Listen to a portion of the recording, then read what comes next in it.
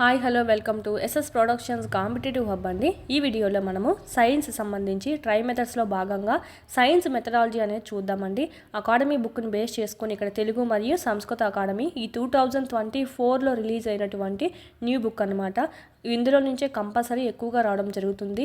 Last డిఎస్సికి తెలుగులో సంబంధించి 6 క్వశ్చన్స్లో అయితే మనకు 4 క్వశ్చన్స్ అనేటివి ఈ తెలుగు అకాడమీ నుంచే రావడం జరిగింది. సో ఆ విధంగా ప్రతి సబ్జెక్ట్కి మీకు తెలుగు అకాడమీ అనేది మెయిన్ ఇంపార్టెంట్. ఇది చదివిన తర్వాత ఏదైనా బుక్ అనేది చదవండి మెథడాలజీకి సంబంధించి. వీటికి సంబంధించి కంటెంట్ క్లాసెస్ అంటే ఇవి మనకు ఇదంతా మెథడాలజీకి సంబంధించి కవర్ అవుతుంది.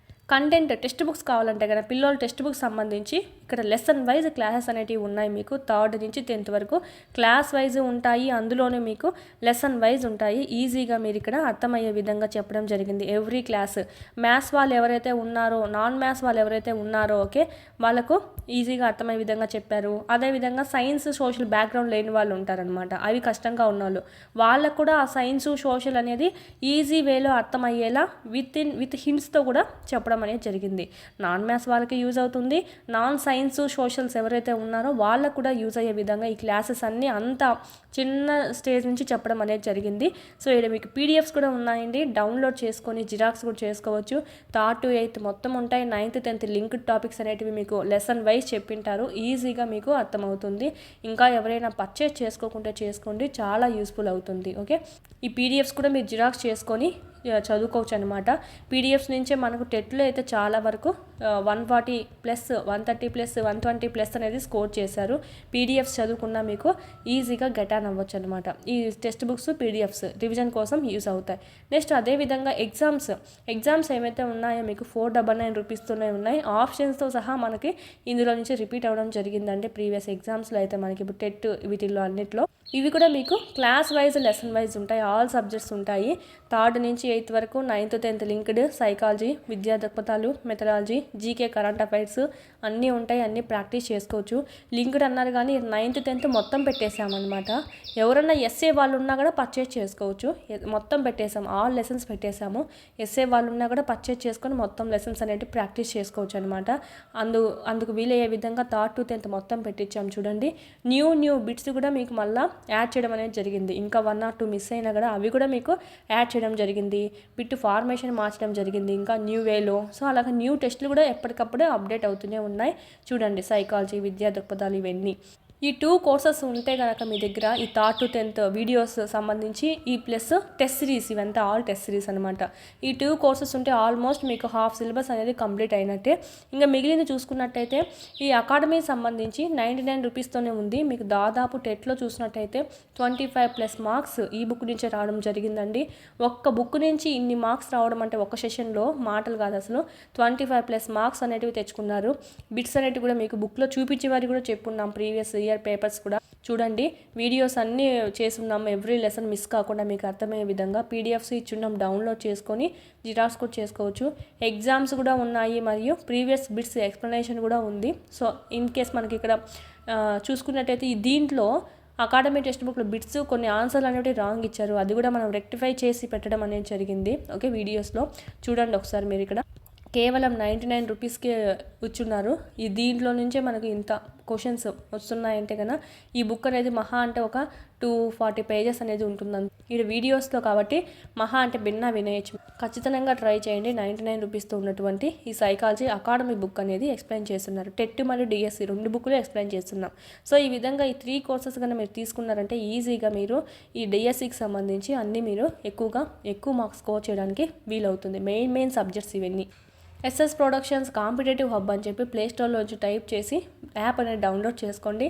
అందులో ఉన్నాయి, పర్చేజ్ చేసుకొని అక్కడ మీరు ఎగ్జామ్స్ రాసుకోవచ్చు. ఈ 500 రూపీస్ కోర్సులో మీరు వీడియోస్ అనేటివి విని పీడిఎఫ్స్ అనేటివి డౌన్లోడ్ చేసుకోవచ్చు అన్నమాట. నెక్స్ట్ లెసన్ విజ్ఞాన శాస్త్ర పాఠ్య ప్రణాళిక పాఠ్యపుస్తకం, సైన్స్ యొక్క కరికులం మరియు టెక్స్ట్ బుక్. విజ్ఞాన శాస్త్ర పాఠ్య ప్రణాళిక ఏ విధంగా ఉండాలి అనేది మోస్ట్ ఇంపార్టెంట్ చూసుకుందాం. కరికులం అనే పదం ఏ పదం నుంచి వచ్చింది అంటే కరీర్ అనేటువంటి లాటిన్ పదం నుంచి వచ్చిందండి. ఇంపార్టెంట్ ఇది కూడా. కరీర్ అంటే ఏంటి? పరిగెత్తడానికి దారి అనే మీనింగ్లో చూసుకోవచ్చు.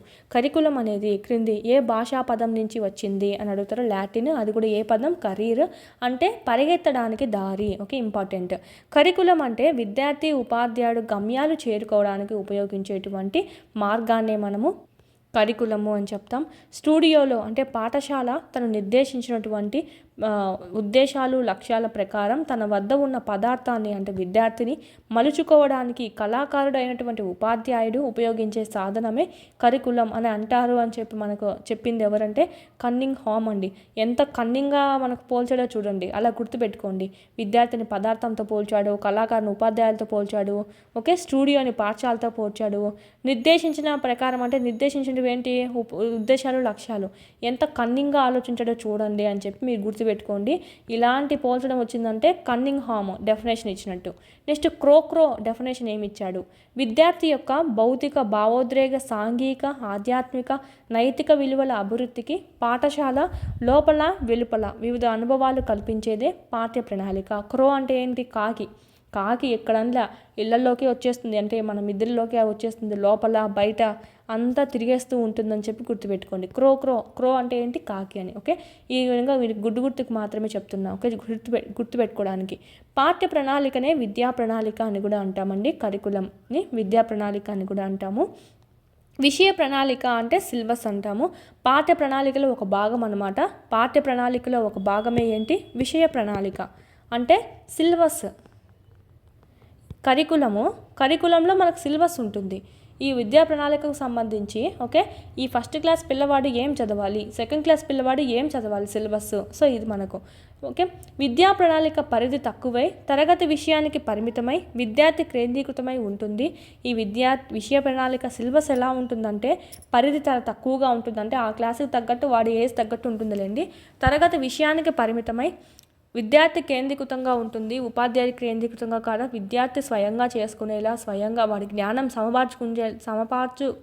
అందించుకునేలా ఉంటుంది. పాఠ్య ప్రణాళిక పరిధి ఎలా ఉంటుందంటే విశాలమై ఉంటుందన్నమాట. సామాజిక కేంద్రీకృతమై ఉంటుంది. పాఠ్య ప్రణాళిక ఎలా ఉంటుంది, కరికులం అనేది చాలా విశాల దృక్పథం కలది. సామాజిక అంటే సమాజానికి అవి యూజ్ అయ్యే విధంగా సమాజాన్ని కేంద్రీకృతం తీసుకొని ఆ సబ్జెక్టులు అనేవి పెట్టింటారనమాట. సిలబస్ అనేది పెట్టింటారు. అది పాఠ్య ప్రణాళికను రూపొందించేటప్పుడు అభ్యాసకుని యొక్క అవసరాలు, స్వభావము, ఓకే, విషయ స్వభావము మరియు సామాజిక అవసరాలు పరిగణలోకి తీసుకోవాలని WS జాకబ్సన్ సూచించాడు. ఇక్కడ మనకు చూడండి, ఫస్ట్ అయితే కన్నింగ్హామ్ చెప్పాము, నెక్స్ట్ క్రోక్రో, నెక్స్ట్ జాకబ్సన్ అనమాట. ఏం చెప్పాడు, పాఠ్య ప్రణాళికను రూపొందించేటప్పుడు అభ్యాసకుని యొక్క అవసరాలు, వాడి యొక్క స్వభావం గుర్తుపెట్టుకోవాలి విద్యార్థి, విషయం యొక్క స్వభావం గుర్తుపెట్టుకోవాలి, అది నెక్స్ట్ రియల్ లైఫ్లోకి యూజ్ అవుతుందా లేదా, నెక్స్ట్ పిల్లవాడు చదువు అయిపోయిన తర్వాత సామాజిక అవసరాలకు పరిగణలోకి తీసుకోవాలి, అంటే సామాజిక అవసరాలకు యూజ్ అయ్యే విధంగా ఉండేలా చూసుకోవాలి అని చెప్పి మనకి ఇక్కడ జాకబ్సన్ సూచించడం అనేది జరిగింది. ఇంపార్టెంట్, ఇది కూడా డెఫినేషన్. ఓకే, ఒక వ్యక్తి సమర్థవంతంగా జీవించడానికి కొన్ని ప్రవర్తనా సామర్థ్యాలు తప్పనిసరిగా నేర్చుకోవాలి. అందువల్ల ప్రతి విద్యార్థి తప్పనిసరిగా అభ్యసించాల్సిన విషయాలతో కూడినటువంటి పాఠ్య ప్రణాళికనే మూల పాఠ్య ప్రణాళిక లేదా మౌలిక పాఠ్య ప్రణాళిక అని చెప్పి అంటామన్నమాట. ఇప్పుడు సపోజ్ ఏబీసీలు నేర్చుకోకుండానే డైరెక్ట్ సబ్జెక్ట్కి వెళ్ళిపోతామా, లేదు కదా. ప్రతి వ్యక్తి కనీసము ఏబీసీలు ఇలాంటివన్నీ నేర్చుకొని ఉండాలి. ఏబీసీలు అందుకే పిల్లప్పటి నుంచి మనకు బేసిక్ నాలెడ్జ్ అనేది నేర్పిస్తారు. ఒక వ్యక్తి సమర్థవంతంగా జీవించడానికి కొన్ని ప్రవర్తనా సామర్థ్యాలు కంపల్సరీ నేర్పించాలి. అందువల్ల ప్రతి విద్యార్థి తప్పనిసరిగా అభ్యసించాల్సిన విషయాలతో కూడినటువంటి పాఠ్య ప్రణాళికనే ఓకే, ప్రతి విద్యార్థి తప్పనిసరిగా ఇవి నేర్చుకోవాలి. ఏబీసీలనే కాదు, నైతిక విలువలు కంపల్సరీ ఉండాలా సమాజంలో జీవించాలంటే. ఓకే, సమాజానికి లింకప్ ఉండేటువంటి విషయాలు నేర్పించడము. సో ఇలాంటివన్నీ మూల పాఠ్య ప్రణాళిక లేదా మౌలిక పాఠ్య ప్రణాళికలు అని చెప్తాం. కోర్ కరికులం అని చెప్తామండి. ఓకే, మౌలిక పాఠ్య ప్రణాళిక వల్ల విద్యార్థి భావి జీవితానికి కావాల్సిన కనీస జ్ఞానం, అంటే నెక్స్ట్ వాడు చదువు అయిపోయిన తర్వాత వాడు ఏమైతే సాధించాలనుకుంటున్నాడో దానికి యూజ్ అయ్యే విధంగా. ఇప్పుడు ఎన్నో వృత్తి విద్యలు వచ్చాయి. నువ్వు చదివిన వాళ్ళు ప్రతి ఒక్కరు జాబ్ చేస్తున్నారా, లేదు కదా. వాళ్ళ స్కిల్ ఏదైతే దేంట్లో డెవలప్ బాగా అయిందో అది ఇంకా బాగా నెరవేర్చుకొని వాళ్ళు బిజినెస్లు చేయడము, లేదంటే టైలరింగ్ అని ఆ స్కిల్ బట్టి ఉంటుందన్నమాట. ఫ్యాషన్ డిజైనింగ్ అని చెప్పి వృత్తి పని ఏదైనా సరే. ఓకే, ఈ విధంగా మనకి విద్యార్థి యొక్క భావి జీవితానికి కావాల్సిన కనీస జ్ఞానం లభించి తద్వారా అతడు సమాజంలో సమర్థంగా జీవించగలగాలన్నమాట. వాటిల్ని మనం కోర్ కరికులం అని చెప్తాం. ఓన్లీ కరికులమే కాకుండా కో కరికులర్ యాక్టివిటీస్ కూడా నేర్పించాలి. ఓకే, వీటిల్లో మనకు వృత్తి విద్యకి వాటన్నిటికీ సంబంధించి యూజ్ అవుతుంది. జాతీయ విద్యా విధానం NPE national policy of education 1986, జాతీయ విద్యా విధానం 1986 దేశమంతా 10 మౌలిక అంశాలతో కూడిన ఒకే మౌలిక పాఠ్య ప్రణాళిక ఉండాలని చెప్తూ అందులో 80% పాఠ్య ప్రణాళిక దేశమంతా ఒకేలా ఉండి మిగిలిన 20% స్థానిక అవసరాలకు అనుగుణంగా రచింపబడాలి అని చెప్పి ఉందండి. ఇంపార్టెంట్, ఈ 10 మౌలిక అంశాలతో కూడిన ఒకే మౌలిక ప్రణాళిక ఉండాలని చెప్పారు. అంటే 10 మౌలిక అంశాలేమో 10 రిలేటెడ్గా ఉండాలా, అందులో మనకి 80% దేశమంతా ఒకేలా ఉండాలంట. మిగిలిన 20% ఆడ లోకల్ సంబంధించి ఏవైతే అవసరాలు ఉంటాయో అవి తీర్చే విధంగా ఉండాలన్నమాట. నెక్స్ట్ పాఠ్య ప్రణాళిక నిర్మాణ సూత్రాలు చూద్దాము. అంటే నిర్మించేటప్పుడు కరికులాన్ని ఏ సూత్రాలు నువ్వు పాటించాలి. ఇంపార్టెంట్, పాఠ్య ప్రణాళిక నిర్మాణ సూత్రాలలో సరికానిది అని అడుగుతారు. శిశు కేంద్రీకృత సూత్రం 1, ప్రిన్సిపల్ ఆఫ్ చిల్డ్రన్ సెంటర్డ్నెస్, సహజ కేంద్రీకృత సూత్రం, సమన్వయ లేదా సమైక్యత సూత్రం, కృత్య కేంద్రీకృత సూత్రం, పరిరక్షణ సూత్రం, సృజనాత్మకత సూత్రం, పురోగమన లేదా దూరదృష్టి సూత్రం, సడలింపు సూత్రం, సంపూర్ణ అనుభవ సూత్రం. ఓకే, లాస్ట్ వ్యవస్థీకరణ సూత్రం. ఇవన్నీ మనకు పాఠ్య ప్రణాళికను తయారు చేయడానికి యూజ్ చేసేటువంటి సూత్రాలు, నిర్మాణ సూత్రాలు. ఇంపార్టెంట్, వీటిలో లేనిది ఒకటి ఇచ్చేసి కనుక్కోమంటాడు, చూసుకోవాలి. శిశు కేంద్రీకృత సూత్రం, ప్రిన్సిపల్ ఆఫ్ చైల్డ్ సెంటర్డ్నెస్. పాఠ్య ప్రణాళిక విద్యార్థి వయసుకి, అవసరాలకు, అభిరుచులకు అనుగుణంగా ఉండాలండి. చిల్డ్రన్ సెంటర్డ్ అని అందుకే అన్నారు. విద్యార్థి ఎవరైతే చదువుతున్నాడో వాడి అవసరాలు తీర్చేలా ఉండాలా. ఫస్ట్ క్లాస్ పిల్లోడికి వెళ్ళిపోయి 6th క్లాస్ సిలబస్ పెట్టకూడదు. వయసుకు అనుగుణంగా ఉండాలా. వాడి పరిపక్వత అవసరాన్ని ఆ ఏజ్కి ఎంత ఉందో దానికి సంబంధించే ఉండాలా. వాడికి ఇష్టమైనది ఉండాలా, అభిరుచులకు సంబంధించి ఉండాలా. ఓకే, విద్యార్థిలో క్రియేటివిటీని, వాడి యొక్క సామర్థ్యాలను అభివృద్ధి పరిచేలా ఉండాలా. కొత్త కొత్త కృత్యాలు అనేటివి ఇవ్వాలన్నమాట, ఎప్పుడు ఓల్డ్ పద్ధతి కాకుండా. ఓకే, ఇది మనకు శిశు కేంద్రీకృత సూత్రం. అలా ఇచ్చే విధంగా పాఠ్య ప్రణాళిక అనేది ఉండాలి, కరికులము. నెక్స్ట్ సహజ కేంద్రీకృత సూత్రం, ప్రిన్సిపల్ ఆఫ్ కమ్యూనిటీ సెంటర్డ్నెస్. పాఠ్య ప్రణాళిక స్థానిక సహజ సంక్షేమానికి, అభివృద్ధికి, మారుతున్న సమాజ అవసరాలకు తగినట్లు ఉండాలి. ఫస్ట్లో టెక్నాలజీ సంబంధించి ఏం లేదు, కంప్యూటరు, సెల్స్ ఏం లేవు. అప్పుడు సంబంధించి విద్య ఒకలా ఉండేది. ఇప్పుడు systems, okay, computers, cells, technology ఎక్కువైపోయింది. సో సాంకేతికత విద్య కూడా అందించాం. సో ఈ విధంగా మారుతున్న సమాజ అవసరాలకు బట్టి దానికి తగినట్టుగా ఉండాలి అని చెప్పారు. సో సమాజ కేంద్రీకృత సూత్రాన్ని కూడా పాటించాలి. ఫస్ట్ శిశువు విద్యార్థి కేంద్రీకృత అనైనా అనొచ్చు, శిశు కేంద్రీకృత సూత్రం. నెక్స్ట్ సమాజానికి యూజ్ అయ్యేలా ఉండాలా, సమాజ కేంద్రీకృత సూత్రం.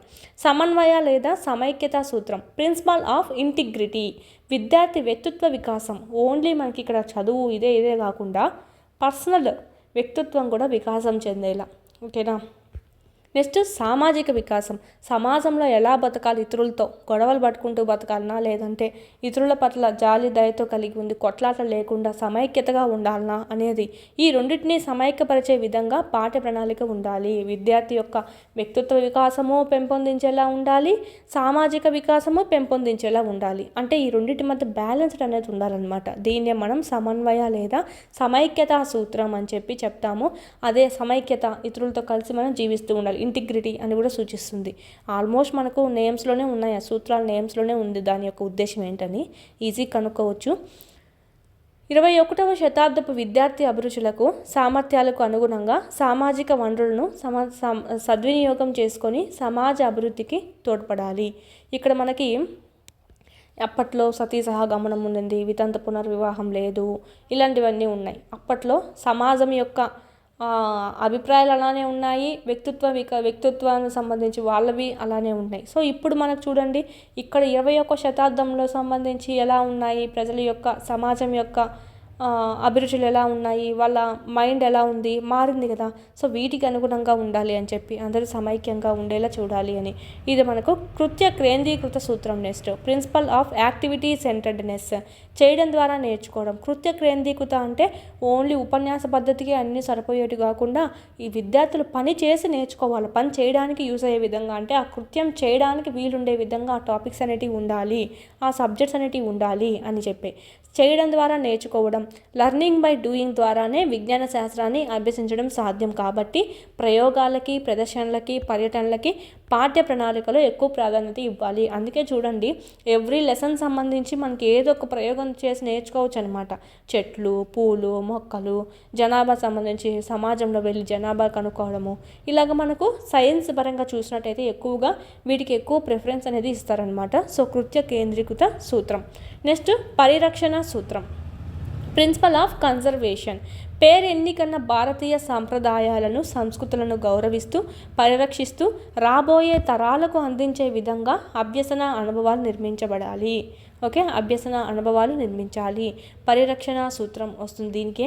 సుస్థిరాభివృద్ధి ఉంది కదా, ఇప్పుడు పర్యావరణం సంబంధించి మనం కాలుష్యం చేయకూడదు. ఇప్పుడు చేసామంటే అది తర్వాత తరాల వారికి చాలా ఇబ్బంది కలిగిస్తుందని తెలుసుకోవడము. నెక్స్ట్ ఇప్పుడు ఉండేటువంటి శిలాజ ఇంధనాలు నిలువలు ఏవైతే ఉన్నాయో అవి భావి తరాలకు కూడా యూజ్ అవ్వాలి కాబట్టి ఇప్పుడు లిమిటెడ్గా వాడుకోవడము, వాటర్ వేస్ట్ చేయకుండా లిమిటెడ్గా వాడుకోవడము, భావి తరాలను ఆలోచించి దీనంతటినీ ఏమంటామంటే పరిరక్షణ సూత్రం. అంటే ఫ్యూచర్లో వచ్చేటువంటి ఆ తరానికి కూడా అవి కల్పించాలి అనే ఉద్దేశంతో నువ్వు ఇప్పుడే దాన్ని కాపాడుతూ లిమిటెడ్గా వాడుకోవడం పరిరక్షణ సూత్రం. ఇలా పెంపొందించేలా ఉండాలి పాఠ్య ప్రణాళిక. నెక్స్ట్ సృజనాత్మక సూత్రం, ప్రిన్సిపల్ ఆఫ్ క్రియేటివిటీ. పాఠ్య ప్రణాళికలోని అభ్యసన అనుభవాలు ఎలా ఉండాలంటే విద్యార్థుల్లో వాళ్ళే ఫ్రీగా, స్వతంత్రంగా, డిపెండెంట్ కాకుండా ఇండిపెండెంట్గా ఆలోచించే విధంగా ఆలోచించే శక్తిని పెంచేలా ఉండాలి. తద్వారా ఏమవుతుంది, కొత్త కొత్త ఆలోచనలు వస్తాయి, కొత్తవి ఆవిష్కరిస్తారు. అంటే సృజనాత్మకత అనేది పెంపొందుతుంది. విమర్శనా శక్తిని పెంపొందించేలా ఉండాలి. ఏదైనా విషయం తెలుసుకుంటే అది ఇలా ఎందుకు చేయకూడదు, ఇలా ఎందుకు చేయకూడదు, ఇలా ఎందుకు చేయాలి, ఇలా ఎందుకు చేయకూడదు అనేటివి చూసారంటే ఇంకో కొత్త విధానం కూడా కనుక్కోవచ్చు కదా. సో అలాంటివి వారిలో ఉండేటువంటి ప్రత్యేక సామర్థ్యాలు, అంతర్గత శక్తులన్నీ మనకు వెలికి తీసేలా ఉండాలి. నిర్మాణాత్మక వైపుకు అడుగు వేయించాలి. వాళ్ళే కొత్తగా కన్స్ట్రక్ట్ చేసేలా కొత్తవి ఓకే ఆ విధంగా ఉండాలి పాఠ్య ప్రణాళిక అనేది అని చెప్పి ఇక్కడ మనకి సృజనాత్మకత సూత్రం కింద చెప్పుకోవచ్చు. నెక్స్ట్ పురోగమన దూరదృష్టి సూత్రం అన్నమాట. భవిష్యత్తులో సమర్థవంతమైన జీవనానికి తగిన వృత్తిని ఎంచుకోవడానికి కావాల్సిన పునాది పాఠ్య ప్రణాళికలో ఇమిడి ఉండాలి. అంటే ఇక్కడ మనకి ఇప్పుడు పురోగమన దూరదృష్టి సూత్రం అంటే ఏమంటే మనకు కొంతమందికి నువ్వు పెద్దనకి ఏమవుతావు అంటే ఒక్కొక్కరు ఒక విధంగా చెప్తారనమాట. సో వాళ్ళకి అక్కడ మనకి అది కరెక్ట్గా సాధించడానికి వీలయ్యే విధంగా ఇక్కడ ఉండేటువంటివన్నీ ఉండాలి అని. సో ఓకే, ఇప్పుడు మనము టీచర్ అవ్వాలంటే ఏం చేయాలా, డిఎడ్, బిఎడ్ ఈ కోర్సులు చేయాలా. ఓకేనా, ఇలాగ మనకి పాఠ్య ప్రణాళిక ఎలా ఉండాలంటే ఇప్పుడు ఇంటర్ తర్వాత డిఎడ్ చేయాలనుకోండి, సపోజ్ డిగ్రీ తర్వాత బిఎడ్ చేయాలనుకోండి, డిగ్రీ తర్వాత బిఎడ్ చేయాలనుకున్న వాళ్ళకి ఓన్లీ టీచర్ పిల్లలకు సంబంధించి పెట్టాలి కానీ ఏదేదో మొత్తము ఏదో గ్రూప్స్కి పెట్టినట్టు కానీ లేదంటే ఇంజనీరింగ్ పెట్టినట్టు కానీ బీటెక్ పెట్టినట్టు కానీ ఎన్ని పెడితే కుదురుతుందా, లేదు కదా. అది వాళ్ళ వృత్తికి యూజ్ కాదు. ఇక్కడ ఏ వృత్తికి, ఈ టీచర్ వృత్తికి ఏమైతే యూజ్ అవుతుందో ఆ సిలబస్ మాత్రమే పెట్టాలి. సో భవిష్యత్తులో వాళ్ళు సమర్థవంతంగా జీవనానికి తగిన వృత్తిని ఎంచుకోవడానికి కావాల్సినటువంటి పునాది పాఠ్య ప్రణాళికలో ఇమిడి ఉండాలి. అంటే ఇక్కడ చెప్పేది ఏంటంటే 10th క్లాస్ వరకు ఆల్ సబ్జెక్ట్స్ చదువుతామండి. ఓకే, ఇది మనకు పునాదిగా చెప్పచ్చు. ఇక్కడ కరికులం అనేది ఎలా ఉండాలంటే అన్నీ ఉండాలి, ఒకటని కాకుండా Telugu, English, maths, science, social, Hindi, Sanskrit అన్నీ ఉంటాయి.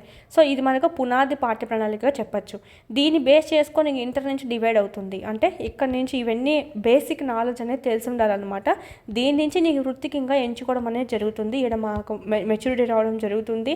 ప్లస్ నువ్వు ఆడ ఏది నీకు ఏ సబ్జెక్ట్లో నువ్వు ఎక్కువ బాగా ఉన్నావో అప్పుడు తెలిసిపోతుంది. దాన్ని బట్టి నువ్వు ఎంచుకోవడం అనేది జరుగుతుంది. ఇలాగ దురదృష్టిని పెంపొందించే విధంగా భవిష్యత్ మార్పులను ముందుగానే ఊహించి తదనుగుణంగా ఉన్నత జీవితానికి సోపానాలు వేసుకునే విధంగా తీర్చిదిద్దాలి అని చెప్పి ఇదే మనకు పురోగమన దూరదృష్టి సూత్రము, సడలింపు సూత్రం అన్నమాట. Principle of elasticity. ఇది మార్పు లేదా వైవిధ్యతకు అనువుగా ఉండేటువంటి సూత్రంగా చెప్పచ్చు. మార్పు లేదా వైవిధ్యతకు. సమాజం మారుతున్న అవసరాలకు అనుగుణంగా విద్యార్థి అవసరాలకు అభిరుచులకు తగిన విధంగా పాఠ్య ప్రణాళిక స్థితిస్థాపకతను కలిగి ఉండాలి. అంటే పాఠ్య ప్రణాళిక కూడా సమాజానికి అనుగుణంగా మారుతూ ఉండాలి. ఓకే. బ్రుబేకర్ అభిప్రాయం ప్రకారం, కొత్త వచ్చారు చూడండి, బ్రుబేకర్ అభిప్రాయం ప్రకారం పాఠ్య ప్రణాళికలో విద్యార్థులను ఇమర్చడం కాకుండా విద్యార్థుల కొరకు పాఠ్య ప్రణాళిక రూపుదిద్దుకోవాలి. అంటే పాఠ్య ప్రణాళిక ఏదుందో దానికే విద్యార్థులను సన్నిద్ధం కాకుండా విద్యార్థులకు ఏమైతే అవసరమో ఈ మారుతున్న సమాజానికి బట్టి ఓకే దాని ప్రకారం పాఠ్య ప్రణాళిక రూపొందించాలి అని చెప్తాడు. ఎవరంటే బ్రుబేకర్. ఇంపార్టెంట్. నెక్స్ట్ సంపూర్ణ అనుభవ సూత్రం, principle of totality of experiences. జ్ఞానం, అవగాహన, వినియోగం, అభినందన, శాస్త్రీయ వైఖరులు, ఆసక్తులు, నైపుణ్యాలు వంటి అన్ని విషయాలలో సంపూర్ణ అభ్యసన అనుభవాలు కలిగిస్తూ విద్యార్థి సంపూర్ణ మూర్తిమత్వం ఆల్రౌండ్ డెవలప్మెంట్కి దోహదపడేలా పాఠ్య ప్రణాళిక అనేది ఉండాలి. అదే మనకు పేరులో సంపూర్ణ అనుభవాన్ని ఉంచుడండి. అంటే అన్ని రకాలుగాను పిల్లవాడిలో డెవలప్మెంట్ జరిగేలా పాఠ్య ప్రణాళిక ఉండాలి. All round development. వ్యవస్థీకరణ సూత్రం లాస్ట్, ప్రిన్సిపల్ ఆఫ్ ఆర్గనైజేషన్. విద్యార్థి శాఖలను సమన్వయపరిచి ప్రాథమిక స్థాయి నుంచి మాధ్యమిక ఉన్నత స్థాయి వరకు విద్యా విషయాల కూర్పు క్రమానుగతంగా ఉండాలి. అంటే వీడికి ఫస్ట్ బేసిక్ నేర్పిస్తాము, ఏబిసిలు, పదాలు, వాక్యాలు, గ్రామర్ పార్ట్. నెక్స్ట్ మాధ్యమికలో ఇంకొంచెం, ఉన్నత స్థాయిలో ఇంకొంచెం ఎక్కువ. సో ఈ విధంగా క్రమంగా ఉండాలి అని చెప్తున్నారు. దాన్నే మనం వ్యవస్థీకృత సూత్రం. ఇవన్నీ మనకు పాఠ్య ప్రణాళికను తయారు చేసేయడానికి వాడేటువంటి సూత్రాలు. అంటే పాఠ్య ప్రణాళికను నిర్మించేటప్పుడు వాడేటువంటి సూత్రాలు. క్రింది వాటిలో పాఠ్య ప్రణాళిక నిర్మాణ సూత్రాలు కానిది ఏది అని అడుగుతారండి. శిశు కేంద్రీకృత కాకుండా ఉపాధ్యాయ కేంద్రీకృత ఇచ్చారనుకోండి, అది రాంగ్ అవుతుంది. ఓకే. ఈ విధంగా దీనికి రివర్స్ ఇస్తాడనమాట. సో చూసుకోవాలి. నెక్స్ట్, ఉత్తమ పాఠ్య పుస్తక లక్షణాలు. అంటే మంచి టెక్స్ట్ బుక్ కనిపించుకోవాలంటే దాని యొక్క లక్షణాలు ఏ విధంగా ఉండాలి? గ్రంథ రచయిత, భౌతిక లేదా యాంత్రిక లక్షణాలు, విషయ స్వభావం ఏ విధంగా ఉండాలి, విషయ వ్యవస్థీకరణ ఏ విధంగా ఉండాలి, అభ్యాసాలు ఏ విధంగా ఉండాలి, ఎక్సర్సైజెస్, సంప్రదింపు గ్రంథాలు, పాఠ్య గ్రంథ మూల్యాంకనంలో వోగెల్ హంటర్ స్కోర్ కార్డ్స్. ఇదంతా మనం చూసుకుంటాము, దీంతో అయిపోతుంది. సో ఇక్కడ మనం గ్రంథ రచయిత, ఉత్తమ పాఠ్యపుస్తక లక్షణాలు చూద్దాము. ఫస్ట్ బేసిక్ ఏంటంటే అట్ట బాగుండాలి. ప్రాథమిక పిల్లవాళ్ళకైతే అట్ట బాగుండాలి, కలర్ఫుల్గా. సో తద్వారా వాళ్ళకి ఇంట్రెస్ట్ వస్తుంది. నెక్స్ట్, ఎక్కువ ఇంత పెద్ద లావు బుక్ కాకుండా చేతిలో ఇమిడిపోయేటట్టు ఉండాలి. అది కూడా ఇక్కడ చూసుకుంటాము. సో చూద్దాం. గ్రంథ రచయితకు కనీస విద్యా అర్హత ఉండాలి. ఫస్ట్ రాసే వాళ్ళకి కనీస విద్యా అర్హత అనేది ఉండాలన్నమాట. అంటే ఇప్పుడు ఫస్ట్ చెప్పుకున్నాం కదా, ఎక్కువ జ్ఞానం కలిగిన వ్యక్తి తక్కువ జ్ఞానం కలిగిన వ్యక్తికి బాగా బోధించగలుగుతాడు. వాళ్ళిద్దరి మధ్య పరస్పరం జరిగే చర్యని బోధన అని చెప్పాం కదా. సో ఆ విధంగా రచయితకు కనీస విద్యా అర్హత అనేది ఉండాలన్నమాట. 5 సంవత్సరాల బోధన అనుభవం అనేది ఉండాలి. 5 years ఎక్స్పీరియన్స్ అనేది ఉండాలా. గ్రంథ పరిజ్ఞానం అనేది ఉండాలా. ఓకే. ఉత్తమ పాఠ్యపుస్తక లక్షణాలలో సరికానిది ఏమిటి అని అడిగి ఇస్తారండి. ఎటువంటి అనుభవాలు అవసరం లేదు రాయడానికి. సో అలాగే ఇస్తారు. సో చూసుకోవాలి. కనీస విద్యా అర్హత ఉండాలా. 5 సంవత్సరాల బోధన అనుభవం అనేది ఉండాలా. గ్రంథ పరిజ్ఞానం అనేది ఉండాలా. భౌతిక లేదా యాంత్రిక లక్షణాలు చూద్దాం. భౌతిక లక్షణాలు లేదా యాంత్రిక అంటే పైన మనకు చూడడానికి కటౌట్ ఉంటుంది కదా, అది చేతితో పట్టుకోవడానికి వీలుగా ఉండాలి. ఇంత లావు బుక్ బరువుగా ఉండేది కాకుండా చేతితో పట్టుకోవడానికి సింపుల్ ఈజీగా ఉండాలి. ఇప్పుడు ఉండే బుక్స్ అన్నీ మనకు అలానే ఉన్నాయి. సామాన్యునికి అందుబాటు ధరలో ఆకర్షణీయమైన కవర్ పేజ్ ఉండాలి. అంటే కాస్ట్ మరీ ఎక్కువ కాకుండా మామూలుగా ఉండాలా, ఆకర్షణీయంగా ఉండాలి కవర్ పేజ్ అనేది. ఆఖరు పేజీలో పొందికైనటువంటి బైండింగ్ అనేది కలిగి ఉండాలి. లాస్ట్ పేపర్లో పుస్తకం లోపల నాణ్యమైన కాగితం అనేది ఉండాలన్నమాట. ఓకే. ఊరిని అట్ట చిరిగిపోయేది కాకుండా, పల్సది కాకుండా, అక్షరాలు శీర్షికలు అనేటివి స్పష్టంగా ఉండాలన్నమాట. మిస్టేక్స్ లేకుండా. ఇవి అక్షరాలు కూడా గుండ్రంగా ఉండాలి. తప్పులు లేకుండా ముద్రణ ఉండాలన్నమాట. సరైన చిత్రాలు ఉండాలా. చిత్రాలు లెసన్ ఒకటి ఇచ్చే చిత్రం ఏదో ఇస్తే ఎలా ఉంటుంది, సెట్ కాదు కదా. సో అలాగా సరిపోలే చిత్రాలు అనేటివి ఉండాలా. ఉదాహరణలు ఎగ్జాంపుల్స్ కూడా ఇచ్చి ఉండాలా. అవసరమైన చోట అక్షరాలను గాఢంగా ముద్రించాలా. మెయిన్ హెడ్డింగ్ పాయింట్స్ అంటాం కదా, ఇప్పుడు ఇది హెడ్డింగ్ పాయింట్. సో ఇది బోల్డ్గా బోల్డ్లో పెట్టి ముద్రించాలి. సో ఆ విధంగా మనకి అవసరమైన చోట గాఢంగా ముద్రించాలి, వాళ్ళన చదవడానికి వాళ్ళకి ఆసక్తి కలుగుతుందన్నమాట. ఈ విధంగా సరళమైన భాషను ఉపయోగించాలన్నమాట. ఏదో సంస్కృతం కాకుండా వ్యవహారిక భాషలో ఉండాలి. అవసరమైన చోట ఆంగ్ల పదాలు బ్రాకెట్లలో ఇవ్వాలి.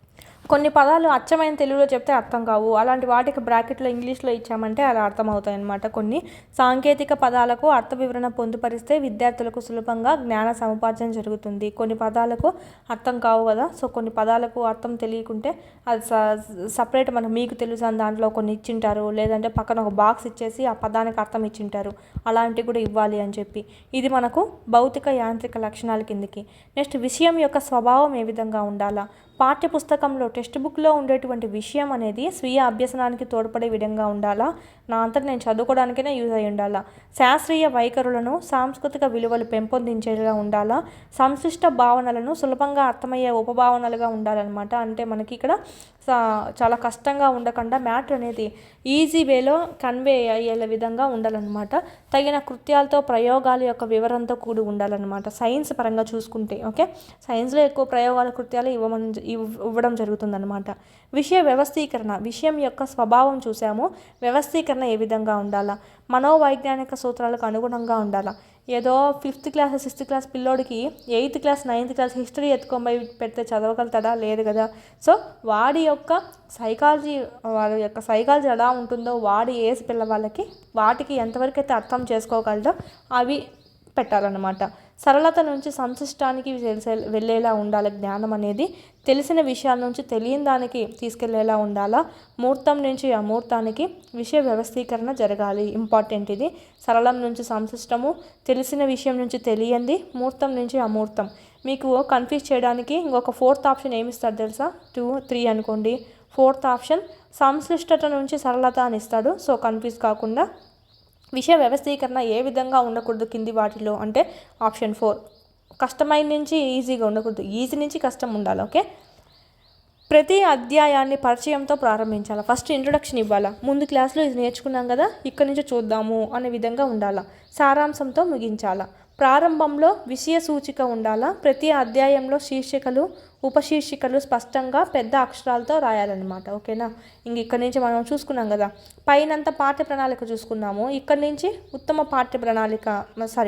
పాఠ్య పుస్తక లక్షణాలు ఈ విధంగా పెద్దగా ఉండేసి ఇట్లాగా ఉన్నాయంటే మనకు ఈజీగా ఉంటుంది గ్రాఫ్ చేసుకోవడానికి. ఈ విధంగా ఉండాలన్నమాట. అభ్యాసాలు సంప్రదింపు గ్రంథాలు అనేది చూద్దాం. పాఠ్యాంశం చివరన అభ్యాసాలను సంప్రదింపు గ్రంథాలను ఇవ్వడం వల్ల సాధన అవగాహన విస్తృతమవుతుంది. శాస్త్రీయ సాంకేతిక కఠిన పదాలకు అర్థాలు వివరించే పారిభాషిక పద కోశం అనేది కూడా ఉండాలి, అంటే గ్లాసరీ కూడా ఉండాలి అర్థాలు వివరించేది. నెక్స్ట్ పాఠ్య గ్రంథ మూల్యాంకనంలో ఓగెల్ మరియు హంటర్ స్కోర్ కార్డులు. ఓగెల్ మూల్యాంకన మాపనిలో 10 అంశాలు ఉంటాయండి. అవి రచయిత అర్హతలు, నిర్వహణ, విషయ సమర్పణ, ఖచ్చితత్వము, పఠన అనుకూలత, అనుకూలనీయత, బోధనోపకరణాలు, చిత్రాలు, పుస్తకం యొక్క రూపురేఖలు. ప్రతి అంశానికి 10 మార్కులు చొప్పున 100 మార్కులకు పాక్షిక గణన అనేది ఉంటుందన్నమాట. అంటే 10 అంశాలు, ఈ 10 అంశాలకు ప్రతిదానికి 10 మార్కులకి ఎంత వెయ్యాలని చూసుకుంటారు. అట్లా మనకి 100కి ఎన్ని వస్తాయి చూసుకొని అది బెస్ట్ అని చెప్పచ్చు. హంటర్ గణన కార్డులో చూసినట్లయితే అంశాలు భారత్వ మొత్తం గణన 1000కి ఉంటుందన్నమాట. అందులో రచయిత యొక్క విద్యాస్థాయికి 50, ధర యాంత్రిక లక్షణాలకు 100, మనోవైజ్ఞానిక ఆధారాలకి 300, విషయ జ్ఞానానికి 250, భాషా శైలి ఎలా ఉంది అనే దానికి 110కి, అభ్యసన అనుభవాలు అయితే 140కి మార్క్స్ ఎన్నేస్తాము. ఉపాధ్యాయుని యొక్క సహకారం ఎంత ఉంది 50కి. సో ఈ విధంగా చూసుకుంటే 1000కి ఉంటుందన్నమాట. ఎన్ని మార్క్స్ వచ్చే చూసుకొని సో ఈ విధంగా బెస్టా లేక మీడియమా లేక వేస్టా అనేది చూసుకుంటారు ఇట్లా. ఓకే, దీన్ని మనం ఏమంటామంటే ఓగెల్ మరియు హంటర్ స్కోర్ కార్డ్స్ అనమాట. ఓకే, మూల్యాంకన మాపనిలో ఇదైతే ఇక్కడైతే 10 అంశాలకు 100 మార్కులకైతే ఇక్కడైతే మనకు మొత్తం గణన 1000 మార్కులు కొనడం జరుగుతుందండి. దీంతో మనకు ఈ లెసన్ కూడా కంప్లీట్ అవుతుంది. దీనికి సంబంధించి టెస్ట్ సిరీస్ కూడా మీకు యాప్లో ఉన్నాయి, 499 కోర్సులో ఉన్నాయన్నమాట. రాయండి, ప్రాక్టీస్ చేయండి. మెథడ్ సంబంధించి విడివిడిగా ఉన్నాయి, సైన్స్, సోషల్ ఇవన్నీ ఉన్నాయి. టెక్స్ట్ బుక్ సంబంధించి కూడా class wise, lesson wise test series అనేటివి ఉన్నాయి. సో రాయండి. పీడిఎఫ్స్ అన్నీ మీకు ఇక్కడ 499లోనూ ఉన్నాయి, ఈ 500 కోర్స్ ఏదైతే ఉందో ఇందులో కూడా మీకు పీడిఎఫ్స్ అన్నీ అప్లోడ్ చేయడం అనేది జరిగింది. ఇప్పుడు చెప్పేటువంటి అకాడమీ బుక్ కూడా సో డౌన్లోడ్ చేసుకోండి. మోస్ట్ డిఎస్సి ప్రిపేర్ అయ్యే ప్రతి ఒక్కరి దగ్గర ఉండాల్సింది ఈ 2 కోర్సులు ఉంటే కనుక ఈజీగా మీరు మార్క్స్ అనేది స్కోర్ చేయగలుగుతారు. ఈ సైకాలజీ అకాడమీ, ఈ అకాడమీ ఎలా ఫాలో అయ్యామో సైకాలజీ కూడా సేమ్ అకాడమీతో ఉంది. 99 రూపీస్లో చూడండి, ఇది కూడా మీకు యూజ్ అవుతుంది.